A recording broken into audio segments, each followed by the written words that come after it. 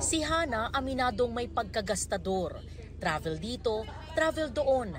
Noon yon, iba na raw sa ngayon. Pagdating sa mga bilihin, sobrang mahal na. Magkano na lang pag nag-grocery ka, talagang ubos pera mo.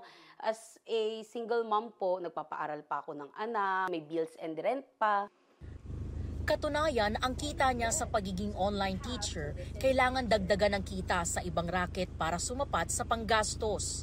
Nagdadagdag ako sa live selling, sa mga benta-benta. So, minsan kumikita ako a month ng 5,000 or 3,000.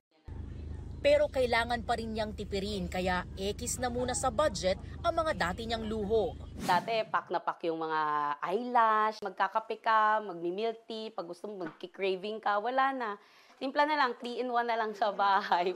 Isa lang si Hana sa maraming Pilipino na nag-a-adjust ng mga napagagastosan at sumasalamin sa report ng Moody's Analytics na may epekto ang inflation sa pagbawi sana sa epekto naman noon ng pandemya sa Asia Pacific. Bukas naman na ang ekonomiya, di ba? Mula sa mga malls, pati transportasyon, wala ng mga restrictions. Pero ayon sa Moody's, wala pa ring big shift o pagbabalik sa dating sigla ng paggastos ng mga Pilipino. Sa katunayan, Pilipinas daw ang isa sa mga bansa sa Asia na hindi pa bumabalik sa pre-pandemic level ang paggastos ng mga tao sa mga serbisyo. Ayon sa isang ekonomista, posibleng isa sa mga nakabawas sa paggastos ng mga Pilipino ang work-from-home setup ng marami kahit wala ng pandemya.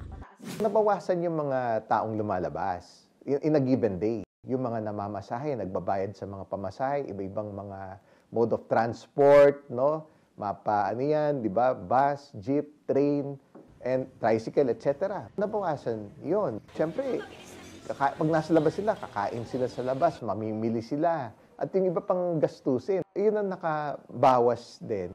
Pero may pag-asa sa turismo dahil ang dating ng mga dayuhang turista inaasahang babalik sa pre-pandemic level. Para sa GMA Integrated News, EJ Gomez, ang inyong saksi.